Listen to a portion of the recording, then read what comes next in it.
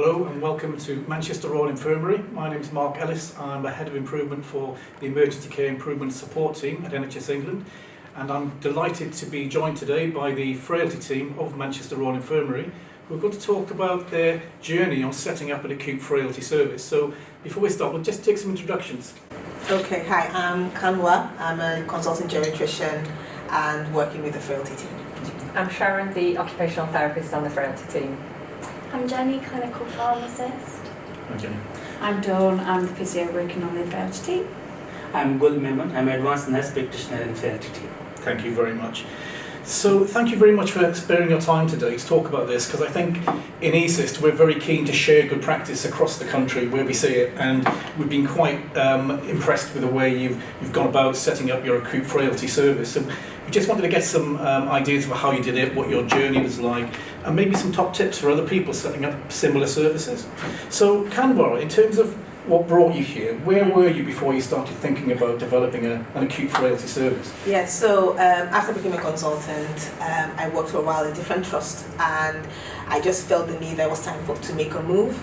And I heard about the frailty service that was already existing at MRI, and the fact that how it was shared with me was that they needed consultant leadership to try and help move the service forward. So I joined the trust April of 2022, and that was when our journey began from my perspective with the team. What has been really key to our journey is being able to have strong links with our therapists, building those communications. We started really having regular meetings where we met with the therapists very regularly and exploring what our barriers were, changing our mindset as well to focus more on the emergency department rather than patients who'd already been admitted. And as we changed our mindset about who were the best patients to focus on, it changed our working pattern. And then we started to get those results of getting more patients home. We used to meet regularly. We always reviewed how often we needed to meet on a regular basis, whether we needed to have catch-ups in the middle of the day and things like that. So as we built those connections, that communication, that trust relationship between the medics in the Frailty team and the therapists, we started to say, okay, what else can we do and what else can we do? We started to see the challenges around patients that probably needed to come in but needed another follow-up to get them home. But the challenge became, once they were admitted, they were no longer ours, and it was much harder then to control their journey in the hospital. And then our clinical lead, was presented with some data and an opportunity for us to do a test of working from a ward and having 1 or 2 beds. Obviously that test of 1 or 2 beds evolved to 10 beds. And then what we did was, again, a lot of meetings. We started meeting regularly again every week to try and preemptively think about what the challenges might be. So we had strong pharmacy input at this point, because some of our challenges from ED had been around medication. Because part of a comprehensive geriatric assessment, there's always medication reviews. And it's so much harder. Most of our frail older people have blister packs. We had multiple meetings and kind of tried to figure out what the challenges would be. And then we launched the Opal S-Deck, and that has been a journey of itself. And we kept up the multiple meetings to keep that communication open. We've evolved again our way of working based on feedback from one another to strengthen that communication link, to strengthen our team working, that MDT focus. We've looked at what works for everybody in terms of meeting timings and things to make sure we're always on the same page for the patients. And so that's how our journey has come. As part of our journey, we proactively took patient feedback. And the unexpected outcome from the patient feedback was the patients themselves were mentioning members of the MDT as crucial to their good experience. So they were mentioning the physiotherapist did this and it made me less afraid about going home. And the pharmacist was excellent. They explained all my medication to me, and the nurses couldn't do enough for me. And it just became a thing where we realized that even for the patients, everybody was getting name checked. Everybody was so relevant to that care, and I think it strengthened that multi-professional respect and partnership, because we realized how key everybody was to the patient's journey. Yeah, and you get a real sense of collaboration. When we first met you as a team, that it was really great to see you all working together in the planning of this rather than just the operational kind of thing. Anybody else have any thoughts about how you got to this point, setting up a new service? I think Kamal's hit the nail on the head in the fact of mutual respect between professions. So therapy was very much involved, and from our point of view as therapists, our opinion was very much heard. And we'd been working in ED prior to Kamwa coming to the trust from a therapy point of view, and had been discharging patients out of there, but the added element of having the frailty team there in ED has made a massive impact for discharging patients and jointly assessing those patients together to try and make a timely, holistic assessment of that patient that we can get home as quick as possible, and obviously prevent that patient coming into hospital and deconditioning and things. It's made a massive impact. And I think from us as therapists, it's great that we've met regularly and our opinion's been heard, and it's been a joint venture to make that team move forward. It's not just been one person leading, it's everybody's input has been vital in order to make that service as effective and as efficient as possible. And also, as Kanwa said, that we change our mindset. So initially, when we are A&E based, we are just calling therapists. They were coming to see patient and they're going, if we need a grade. Then we said, no, we need some regular communication. So we started like board round discussion at 12 o'clock, 12:30, to see how things, where are we up to, and what's our case load for the afternoon. That really helped, to come with a team and to integrate, so we know we are on the same page and get best outcomes. And I think with having the board rounds, like we've obviously the nurses on the SDEC unit are included as well, and it's really improved that patient flow and discharge with patients, because so many assessments happen during the first few hours, and it's kind of getting everyone together at 12 o'clock to say, right, this is the plan, this is we're going, and it means that we can everyone's there to make that final decision, and then we can hopefully get that discharge plan for someone to go home. The momentum's kept going all the time, rather than, we assessed that this morning but we've not done any in the afternoon. It keeps the momentum and flow going. So I think you've done it in a very much the context of, it was a very compelling narrative because you had patients waiting in ED, and you say the links with deconditioning are quite evident, aren't they? So, but it's really interesting to see what you've done in terms of so quickly. But would you say that collaboration was part of that success then, collaborating as an MDT? Yes, I think it's definitely a team where everyone works to their strengths, but then those strengths combine to make sure that the patients get the best care, because everyone's performing to what they're actually good at, but working together. And I think just simple things like the fact that we all share a physical office space might sound silly, but even just all being in the same room makes communication so much slicker. I think we are running like Frailty services since last few years, but this quite change in last year especially, and opening estate is ownership, leadership, and we came through, we had a business plan that was approved, and we started estate. The way things have gone, we're going smoothly, no matter challenges, but I think the way we have progressed in the last 1 year is remarkable. I think that level of commitment is quite evident, and I think that's probably reflected in your successful business case to expand the number of consultants. So that's almost a reward, isn't it? And it's not just number of consultants. We got funding for extra therapists. We got funding for pharmacy.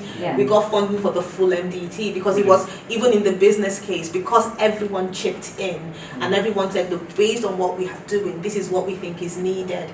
And it's always been that collaboration of, it's not just, we don't just need more consultants.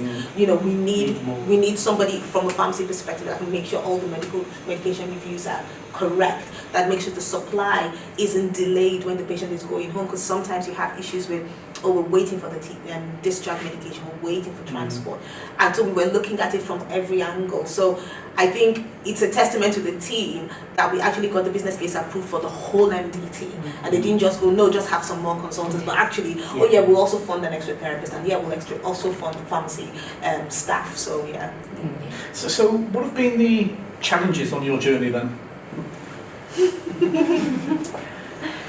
For me, I guess a big part of my role is all about ensuring safety at transfer of care interfaces. So as pharmacists, we find that transfer of care can be a place where incidents can happen just because of the nature of swapping between different systems of healthcare.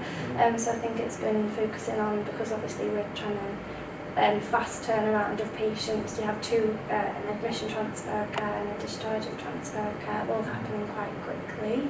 So about making sure those interfaces are as safe as possible and that the communication back into primary care with medication changes is clear and safely so that it's sustained. Because you do have you're working on a digital platform at the moment, aren't you? Is that working out okay? I think there's Hive, definitely lots of Hive. benefits Hive. of Hive. So Yes. I joined this trust just over a year ago, and I've always been used to like electronic systems, but I know it was paper notes previously, and I think everybody having being able to access the notes quickly is definitely And obviously with Hive, because unfortunately we do have repeat the same patients that are coming in, and we're able to view on Hive exactly, go back, look at the previous admission, what we did, what the assessments were, and we also can access the community notes online. We're able to do read-only access for community notes, so that's really good to see what the community services have done with the patient prior to coming in. That's good. That really helps with that, just getting the information, getting a good picture of what's happened with that patient. That's great.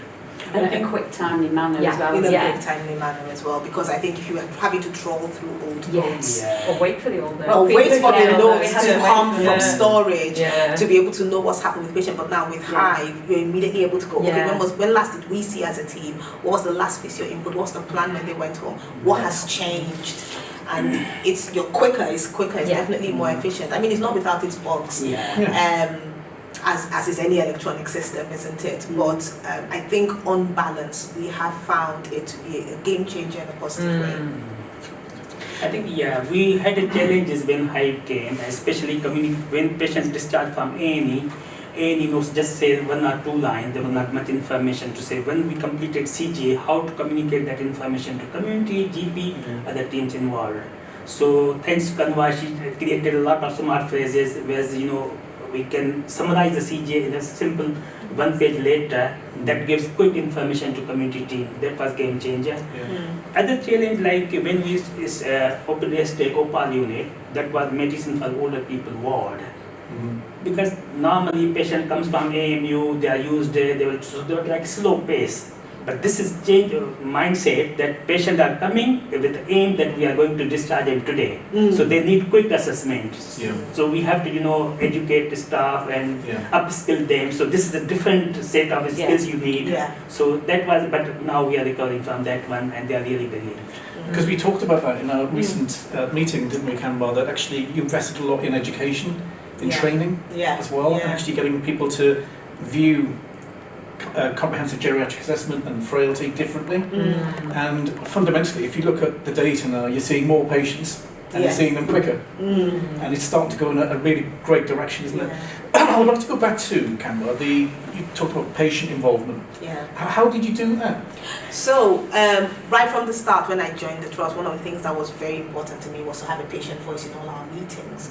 So we worked with the patient experience team initially to develop like an online survey that we could use to capture for patients we saw in the ED. That was full of lots of challenges because you either needed to kind of catch them before they went home, which was usually quite difficult, or they got sent the link, which is almost impossible for them to do. So when we were going to get the SDEC, it became an opportunity for us because our executive sponsor, Don Pike, then said, is there a different way you can collect this data? Because I think part of the reason why they wanted us to collect the data was there was an element of anxiety around fast discharges because it was a culture change from what we're used to. So they wanted us to collect this data almost in a way to satisfy themselves that the patients were fine at home. But then I saw that as an opportunity to get patient feedback. And so I designed the questions to focus exactly on what actually was your experience and how satisfied were you with it, and did you get what you came for? And that was where we ended up with this wealth of just treasury of information. So all our AMPs had a day allocated where they would ring patients who'd gone home and ask these questions over the phone. And the patients and their family members were the ones volunteering answers about, oh, I was so happy because I got my pain meds on time. I was so happy because someone took me to the toilet. I got a cup of tea. I had a warm meal, and the nurses were so lovely. I didn't even have to press my buzzer. They were so proactive. It was those kind of things. Oh, I was happy about this care because the doctor actually took time to explain to me, or the doctor called me. I didn't have to call the ward first, and the physio came and did this. And so then we ended up with this wealth of information that we started using in our weekly meetings to say, because, for example, pain wasn't ever something we ever considered as key to a geriatrics assessment. We considered it in the sense of you need to be pain-free to be able to walk. So the physios were always very keen on making sure they've had their analgesia. But even just in the context of it impacted the way they viewed their time, was that we addressed their pain proactively. So we had to then re-educate ourselves about the fact that we need to be more insistent on pain control because it matters to older people. So that has been just an amazing thing to be able to see, and it encourages the team. I was going to ask, it must encourage you because actually you're getting some really great feedback. Yes, yes. Another thing is like when we were seeking patient feedback in ED, as Kanwa said, was not possible. Plus, we were not capturing their full journey. Coming in, going in, if we refer to crisis team, hospital at home, how was their experience, even leaving from hospital transport.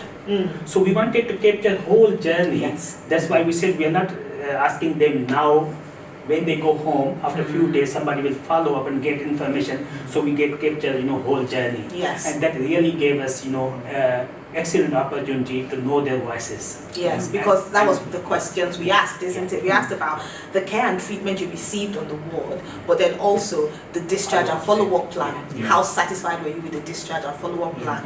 And that was where we got also that extra information. Even things we've been able to feed back to community teams as well, to say, this is what these patients have said. So, I love that integration you've got with community teams and being able to see their notes.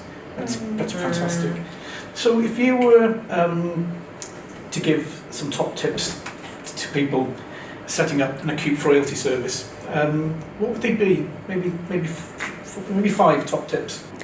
Okay, so my top tip would be patient experience. Have the patient's voice right in the middle of everything we do. Be guided by the experience of the actual patients that we have looked after, because that is what helps us to evolve our service and make it right for the people that we look after. So my top tip would be communication, active communication between all members of the MDT, making it timely, responsive to the patient, and making sure that everybody is aware of what the plan is.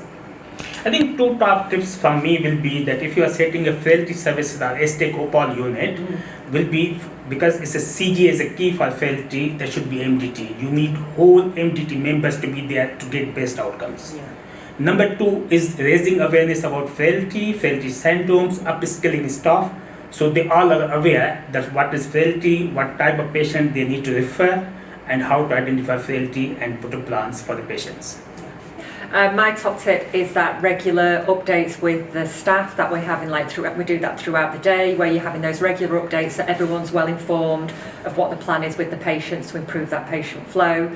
And also as a team that we were having those regular meetings, those weekly meetings where we were getting those updates of what was happening and where our plan for forward the service, for the whole service, yeah. So for me, my top tip would be early involvement of the whole MDT. So for me personally as a pharmacist, that means making sure that we do an accurate medicines reconciliation at the point of patient admission, so we're involved and we can make sure those medications are correct early on in the patient's admission. And then towards the end with transfer of care, so we work at the interface, so when the patient's discharged, to make sure that all of those fantastic medication review changes that we've made to the patient's medications, to optimise them, are well communicated to the primary care team so that they're sustained in the community.